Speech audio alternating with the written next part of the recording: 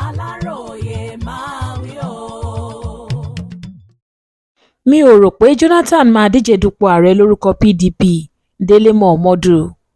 Olóyè Délé Momodu tí í ṣe ọ̀kan pàtàkì lára àwọn ọmọ ẹgbẹ́ òṣèlú alásopọ̀ ADC tí lóun kò lérò wípé ọ̀jọ̀gbọ́n Jonathan máa díje dupò ààrẹ orílẹ̀-èdè yìí lásìkò ìbò ọdún 2027 ìyẹn lábẹ́ àsíá ẹgbẹ́ òṣèlú PDP nítorí àwọn ọ̀bàyéjẹ́ ẹ̀dá gbogbo tí wọ́n ń dààmú ẹgbẹ́ òṣèlú náà kò tí ì jáwọ́ níbẹ̀. Ọjọ́ Ẹtì Friday ọjọ́ 12 oṣù kẹsàn-án ọdún yìí ní Délé Momodu sọ̀rọ̀ ohun di mímọ̀ níbi ètò kan tí wọ́n pè sí láìpẹ́ yìí. Ó ní ìwọ̀n ìgbà tó jẹ́ wípé àwọn ọ̀bàyéjẹ́ ẹ̀dá tí wọ́n kó ṣẹ̀kẹ̀ṣẹ̀kẹ̀ sí ẹgbẹ́ òṣèlú náà lọ́wọ́ kò tí ì ronúpìwàdà. Á ṣòro gidi fún Jonathan láti lóun fẹ́ díje dupò ààrẹ lọ́dún 2027 lábẹ́ àsíá ẹgbẹ́ òṣèlú náà nítorí pé Jonathan kò nífẹ̀ẹ́ káwọn oníranú kan ta epo sínú aṣọ ààlà òun.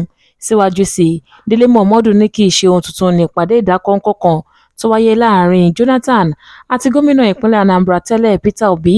Ó ní káwọn èèyàn má ṣe ya bátànì ìpàdé náà síbi tí kò yẹ nítorí pé ọ̀rẹ́ ni àwọn olóṣèlú yìí jẹ́ sí ara wọn.